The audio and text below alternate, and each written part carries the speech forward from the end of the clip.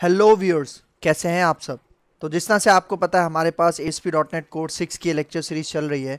तो आज के इस लेक्चर के अंदर हम बात करने वाले हैं what is authentication and authorisation. भाई देखो, ये वाला कॉन्सेप्ट समझना बहुत ज़्यादा ज़रूरी है क्योंकि आगे आने वाले लेक्चर्स के अंदर हमने आइडेंटिटी फ्रेमवर्क का कॉन्सेप्ट स्टार्ट करना है। और आपको पता है कि वो जो आइडेंटिटी फ्रेमवर्क का कॉन्सेप्ट होता है उसके अंदर हमारे पास ऑथेंटिकेशन और ऑथराइजेशन वगैरह का काम होता है।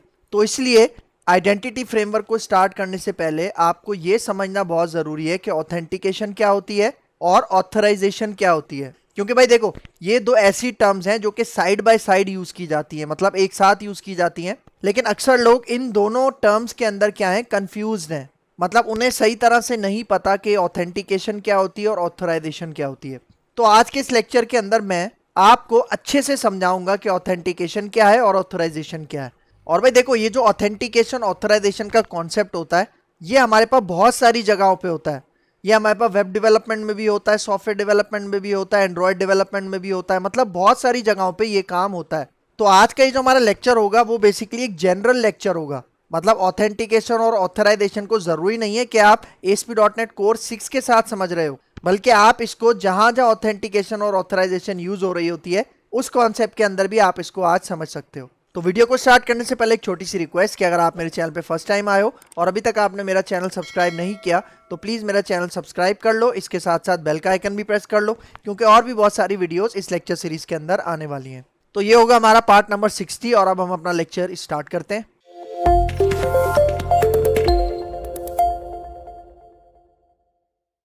तो भाई देखो, what is authentication and authorisation. भाई देखो, एक बात आपने याद रखना है कि ये जो दोनों कॉन्सेप्ट हैं ये कहाँ पे यूज होते हैं। जब भी हम रजिस्टर करते हैं, मतलब जब भी हम साइन अप करते हैं, और साइन अप के बाद जब भी हम लॉग इन होते हैं, और फिर जब हम लॉग इन हो जाते हैं उसके बाद हम कौन कौन से काम कर सकते हैं, कहाँ कहाँ जा सकते हैं, कहाँ कहाँ नहीं जा सकते। तो ये सारी चीजें हमारे पास ऑथेंटिकेशन और ऑथराइजेशन के अंदर आती हैं। ठीक है, तो भाई देखो, ऑथेंटिकेशन और ऑथराइजेशन के ऊपर आने से पहले सबसे पहले मैं आपको एक फ्लो समझाना चाह रहा हूं। मतलब जब भी आप किसी एप्लीकेशन के अंदर साइन अप करते हो, लॉग इन करते हो, तो उसका फ्लो किस तरह से मेंटेन होता है। ठीक है, तो भाई यहाँ पे देखो, जब भी आपको किसी वेब एप्लीकेशन के अंदर, किसी वेबसाइट के अंदर अकाउंट बनाना होता है, ठीक है, तो सबसे पहले आप क्या करते हो, साइन अप करते हो, रजिस्टर करते हो। क्योंकि साइन अप रजिस्टर आपके पास समझ लो पहला स्टेप होता है। क्योंकि अगर आप साइन अप नहीं करोगे तो आप लॉग इन नहीं कर सकते। क्योंकि वो जो आपको क्रेडेंशियल्स मिलते हैं ना लॉगिन के अंदर, मतलब यूजर नेम और पासवर्ड मिलता है, वो आप कहाँ पे सेट करते हो, सबसे पहले साइन अप फॉर्म के अंदर या रजिस्ट्रेशन फॉर्म के अंदर आप उसको सेटअप करते हो। तो साइन अप करना हमारा पहला स्टेप होता है इस फ्लो के अंदर। और उसके बाद जब आप साइन अप हो जाते हो, जब उस वेब एप्लीकेशन के सिस्टम में, डेटाबेस के अंदर आपकी एंट्री हो जाती है, तो जो भी आपने यूजर नेम और पासवर्ड साइन अप करते वक्त रखा था उसी के थ्रू आप क्या करते हो, साइन इन करते हो, लॉग इन करते हो। सही है, मतलब ये हमारे पास हमारे फ्लो में सेकंड स्टेप हो गया। और फिर जब आप लॉग इन हो जाते हो, भाई देखो यहाँ पे भी हमारे पास चेक किया जाता है कि भाई जो यूजर है उसने वैलिड क्रेडेंशियल्स डाले हैं या नहीं डाले, मतलब उसका जो यूजर नेम और पासवर्ड है वो सही है या नहीं है। इसका मतलब कि वो जो यूजर लॉग इन होना चाह रहा है क्या वो हमारे सिस्टम में मौजूद है या नहीं है। अगर वो लॉगिन हो जाएगा, मतलब अगर वो सक्सेसफुल लॉगिन हो जाएगा, तो वो कहाँ चला जाएगा, फॉर एग्जांपल अपने डैशबोर्ड पे चला जाएगा, अपनी प्रोफाइल पे चला जाएगा। ठीक है, यही होता है ना नॉर्मली फ्लो किसी भी वेब एप्लीकेशन का। तो भाई देखो, यहाँ पे जो मैंने टर्म यूज की ना ऑथेंटिकेशन की, ऑथेंटिकेशन हमारे पास कहाँ पे इंप्लीमेंट हो रही होती है, जब हम लॉगिन करते हैं। ठीक है, तो याद रखना ये जो लॉगिन वाला पार्ट होता है यही बेसिकली कहलाता है ऑथेंटिकेशन। क्योंकि लॉगिन के अंदर, साइन इन के अंदर हम क्या करते हैं, जो क्रेडेंशियल्स यूजर ने डाले हैं, जो यूजर नेम और पासवर्ड यूजर ने डाला है, हम उसे चेक करते हैं कि वो वैलिड है या नहीं है, वो हमारे सिस्टम में मौजूद है या नहीं है, हमारे डेटाबेस में मौजूद है या नहीं है। तो यही जो हम क्रेडेंशियल्स को चेक करते हैं ना कि वो वैलिड है या नहीं है, इसी प्रोसेस को कहा जाता है ऑथेंटिकेशन।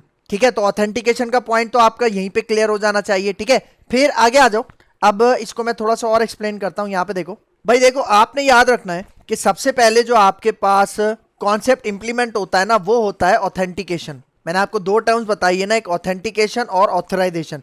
तो सबसे पहले जो इंप्लीमेंट होती है, मतलब सबसे पहले जो इस फ्लो के अंदर आती है वो क्या होता है, ऑथेंटिकेशन, जिसके अंदर हम क्या करते हैं, अपने यूजर की जो आइडेंटिटी है, मतलब हमारे यूजर का जो लॉगिन है, उसका जो क्रेडेंशियल्स है, उसका जो यूजर नेम पासवर्ड है, उसको चेक करते हैं कि वो वैलिड है या नहीं है। तो ये हो गया ऑथेंटिकेशन।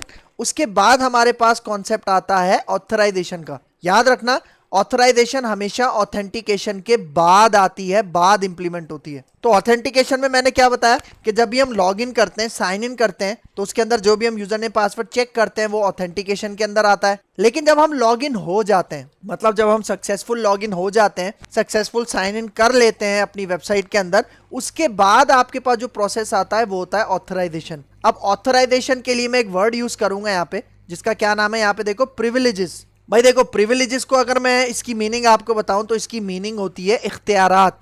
इसका मतलब कि जो यूजर हमारे सिस्टम में लॉगिन हुआ है उसके पास क्या क्या प्रिविलेजेस हैं, क्या क्या इख्तियारात हैं। इख्तियारात का मतलब कि वो हमारी एप्लीकेशन के अंदर कहां कहां जा सकता है, कहां कहां नहीं जा सकता, कहां कहां वो रिस्ट्रिक्टेड है, कहां कहां वो अलाउड है। तो ये कॉन्सेप्ट आता है ऑथराइजेशन के अंदर कि भाई जब हम किसी एक ऑथेंटिकेटेड यूजर को चेक करते हैं कि भाई वो कौन कौन से पेजेस को एक्सेस कर सकता है, कौन कौन से पेजेस को एक्सेस नहीं कर सकता, कौन कौन से काम कर सकता है परफॉर्म, कौन कौन से काम नहीं परफॉर्म कर सकता, तो ये सारे काम आ जाते हैं ऑथराइजेशन के अंदर। ठीक है, तो ये आप जरा फ्लो इसका याद रखना। ठीक है, अच्छा अब मैं आपको एक रियल वर्ल्ड की एक एग्जांपल से समझाता हूं जिससे आपको और अच्छे से समझ में आ जाएगा।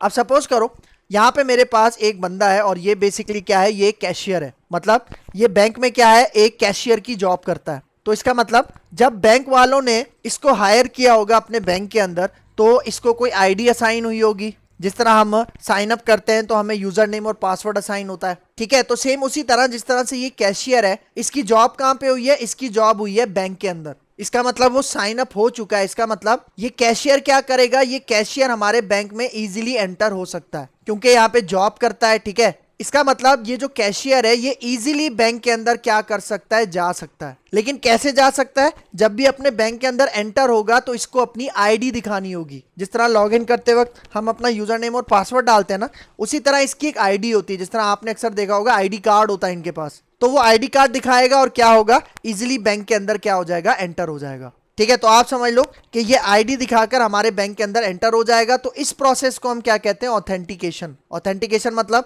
कि भाई जो कैशियर है जब ये बैंक के अंदर एंटर होगा तो अपनी आईडी दिखाएगा, जिससे पता चल जाएगा कि हाँ भाई ये पहले से हमारे इस बैंक के अंदर रजिस्टर्ड है। और यही वजह है कि ये जो कैशियर है ये डायरेक्ट हमारे बैंक के अंदर जा सकता है, अलाउड है। तो ये हो गया हमारे रियल वर्ल्ड के अंदर ऑथेंटिकेशन।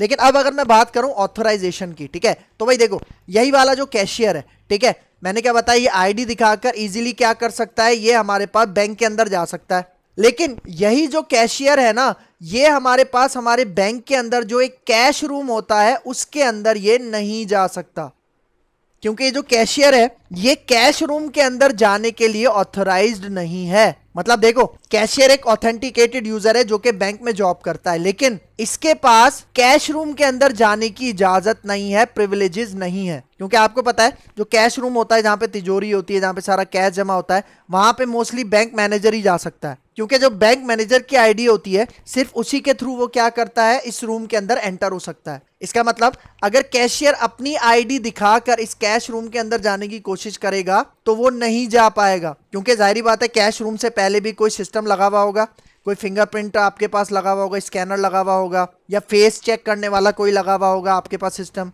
तो इस कैश रूम को एक्सेस करने के जो प्रिविलेजेस हैं वो हमारे कैशियर के पास नहीं है। तो जब भी हम किसी ऑथेंटिकेटेड यूजर के प्रिविलेजेस को चेक करते हैं तो इस प्रोसेस को कहा जाता है ऑथराइजेशन। ठीक है, तो अब आपको इसका ये जो डिफरेंस है ऑथेंटिकेशन का और ऑथराइजेशन का, ये अच्छे से समझ में आ गया होगा। ठीक है, समझ में आया। अभी मैं आपको इसकी एक थ्योरेटिकल डेफिनेशन भी दिखाता हूं। ठीक है, अच्छा अब मैं क्या करता हूं, ये जो ऑथेंटिकेशन है, ऑथराइजेशन है, इसको अब मैं वेब एप्लीकेशन के कॉन्सेप्ट में आपको समझाता हूं। ठीक है, तो यहां पे आ जाओ। तो अब यहां पे देखो, फॉर एग्जाम्पल यही बंदा अब हमारे पास क्या है, वेबसाइट यूजर है। मतलब जो हमारी वेबसाइट को यूज करेगा उसके अंदर लॉगिन करेगा। इसका मतलब आप सपोज करो कि ये साइन अप कर चुका है और अब इसने क्या करना है, लॉगिन करना है। कहां पे लॉगिन करना है, हमारी वेब एप्लीकेशन के अंदर लॉगिन करना है। इसका मतलब ये लॉगिन कैसे करेगा, इसके पास एक लॉगिन फॉर्म आएगा, वहां पे वो अपना यूजर नेम पासवर्ड डालेगा और जैसे ही वो यूजर नेम पासवर्ड चेक हो जाएगा कि भाई वो पासवर्ड यूजर नेम सही है, तो ये क्या करेगा, इजीली हमारी वेब एप्लीकेशन के अंदर एंटर हो जाएगा। ठीक है, तो इस प्रोसेस को क्या कहते हैं, हम ऑथेंटिकेशन कहते हैं। मतलब यूजर लॉगिन करके हमारी वेब एप्लीकेशन के अंदर क्या हो गया, एंटर हो गया, अपने डैशबोर्ड पे चला गया। लेकिन अब अगर मैं बात करूं यहाँ पे ऑथराइजेशन की, किसके अकॉर्डिंग, वेब एप्लीकेशन के अकॉर्डिंग। तो यहाँ पे देखो ये जो वेबसाइट यूजर है, ठीक है, ये लॉगिन होके हमारी वेबसाइट के अंदर एंटर हो गया, वेब एप्लीकेशन के अंदर लॉगिन हो गया। लेकिन भाई देखो हमारी वेब एप्लीकेशन के अंदर एक पोर्शन होता है जिसको हम कहते हैं एडमिन डैशबोर्ड। तो भाई याद रखना ये वेबसाइट का यूजर है जो कि हमारी वेब एप्लीकेशन के अंदर लॉगिन तो हो चुका है, लेकिन ये वेबसाइट यूजर हमारे एडमिन के डैशबोर्ड को एक्सेस नहीं कर सकता, क्योंकि ये जो एडमिन का डैशबोर्ड है इसको यूज करने का इख्तियार, इसको एक्सेस करने का इख्तियार सिर्फ और सिर्फ किसके पास होगा? एडमिन के पास होगा। इसका मतलब अगर ये जो वेबसाइट यूजर है वो हमारे एडमिन डैशबोर्ड को एक्सेस करने की कोशिश करेगा तो उसका इख्तियार इसके पास नहीं है, मतलब वो इस एडमिन डैशबोर्ड को एक्सेस नहीं कर सकता। एडमिन डैशबोर्ड को सिर्फ और सिर्फ कौन एक्सेस करेगा? एडमिन ही एक्सेस करेगा, और जब एडमिन लॉगिन होके आएगा तब वो एडमिन डैशबोर्ड को एक्सेस कर सकता है। ठीक है, कॉन्सेप्ट समझ में आया? तो इस कॉन्सेप्ट को हम यहाँ पे कहते हैं ऑथराइजेशन। तो ये कॉन्सेप्ट अच्छे से आपने याद रखना है कि ऑथेंटिकेशन हम किसे कहते हैं? जो वेबसाइट का यूजर होता है उसकी जब हम आइडेंटिटी चेक करते हैं लॉगिन करते वक्त, तो ये प्रोसेस होता है ऑथेंटिकेशन। लेकिन ऑथराइजेशन में क्या होता है कि जो ऑथेंटिकेटेड यूजर है, मतलब जो लॉगिन हो चुका है, क्या वो एडमिन डैशबोर्ड को एक्सेस कर सकता है? तो अब ये हमने डिसाइड करना है, मतलब ये एक डेवलपर डिसाइड करेगा कि भाई ये जो हमारे पास यूजर है उसको कौन कौन से प्रिविलेजेस असाइन करने हैं, मतलब वो कहां जा सकता है, कहां नहीं जा सकता, वो कहां जाने के लिए ऑथराइज्ड है और कहां जाने के लिए ऑथराइज्ड नहीं है। तो ये कॉन्सेप्ट होता है आपके पास ऑथेंटिकेशन और ऑथराइजेशन का। अब मैं इसकी जल्दी से आपको डेफिनेशन समझा देता हूं। सबसे पहले देखो हम बात करते हैं ऑथेंटिकेशन की। तो देखो क्या कह रहा है, authentication is process of checking the identity of the user that accessing our application। मतलब ऑथेंटिकेशन को क्या कहा जा रहा है? एक प्रोसेस कहा जा रहा है। इस प्रोसेस में क्या होता है? चेकिंग होती है। किस चीज की चेकिंग होती है? यूजर की आइडेंटिटी की, कि भाई क्या वो हमारे सिस्टम में मौजूद है, क्या उसका जो यूजर नेम और पासवर्ड है जिसके थ्रू वो लॉगिन हो रहा है, क्या वो हमारे डेटाबेस के अंदर मौजूद है। अगर मौजूद है तो वो लॉगिन हो जाएगा, अगर वो मौजूद नहीं है तो लॉगिन फेल्ड हो जाएगा। तो ये हो गया ऑथेंटिकेशन। फिर आगे आ जाओ, अब बात करते हैं ऑथराइजेशन की डेफिनेशन। यहाँ पे देखो, ऑथराइजेशन इज प्रोसेस, मतलब ऑथराइजेशन भी क्या है? एक प्रोसेस है of validating privileges to access a resource of the application. मतलब ऑथराइजेशन क्या एक प्रोसेस है जिसके अंदर हम वैलिडेट करते हैं। वैलिडेट मतलब चेक करना। क्या चेक करते हैं? प्रिविलेजेस, मतलब जो यूजर लॉगिन हुआ है, जो ऑथेंटिकेटेड यूजर है, उसके प्रिविलेजेस को हम चेक करते हैं कि भाई क्या उसके पास इख्तियारात हैं किसी पर्टिकुलर रिसोर्स को एक्सेस करने के लिए। मतलब एक एप्लीकेशन है, उसके अंदर कोई पर्टिकुलर रिसोर्स है, कोई पेज है, क्या वो उसको एक्सेस करने के लिए ऑथराइज्ड है। अगर वो ऑथराइज्ड होगा तो वो उसको एक्सेस कर लेगा, अगर वो ऑथराइज्ड नहीं होगा तो वो उसको एक्सेस नहीं कर पाएगा। तो ये चीजें चेक होती हैं ऑथराइजेशन के अंदर। ठीक है, फिर देखो next point, after successful login to the application. मतलब जब आप सक्सेसफुल लॉगिन हो जाते हो, मतलब जब आपकी ऑथेंटिकेशन कंप्लीट हो जाती है, उसके बाद authorisation mechanism checks whether login user has privileges to access the application resource. मतलब देखो यहाँ पे फ्लो मैंने बताया था आपको कि सबसे पहले ऑथेंटिकेशन होती है, उसके बाद ऑथराइजेशन का मैकेनिज्म हमारे पास आता है जो कि चेक करता है कि भाई जो यूजर लॉगिन हो चुका है क्या उसके पास प्रिविलेजेस हैं, क्या उसके पास इख्तियारात हैं कि वो हमारी एप्लीकेशन की किसी पर्टिकुलर रिसोर्स को एक्सेस कर सकता है या नहीं कर सकता। जिस तरह मैंने क्या बताया, एडमिन का डैशबोर्ड है, एडमिन का डैशबोर्ड एक नॉर्मल यूजर एक्सेस नहीं कर सकता, अलाउड नहीं है। तो ये चीज चेक की जाती है ऑथराइजेशन के अंदर। ठीक है, तो सिंपल सी डेफिनेशन है ऑथराइजेशन की, ऑथेंटिकेशन की, ये आपने यहाँ पे याद रखना है। तो यहाँ पे हमारा ये लेक्चर हो गया है वाइंड अप। तो अगर आपको मेरी वीडियो पसंद आई है तो मेरा चैनल जरूर सब्सक्राइब करके जाना, इसके साथ साथ बेल का आइकन भी प्रेस करना, क्योंकि और भी बहुत सारी वीडियोस इस लेक्चर सीरीज के अंदर आने वाली हैं। तो इस लेक्चर के हवाले से कोई भी कंफ्यूजन है तो कमेंट बॉक्स में मुझसे जरूर पूछ लेना। तो मिलते हैं इंशाल्लाह नेक्स्ट लेक्चर में, तब तक के लिए देखते रहिए मेरा चैनल प्रोग्राम मेंटोर।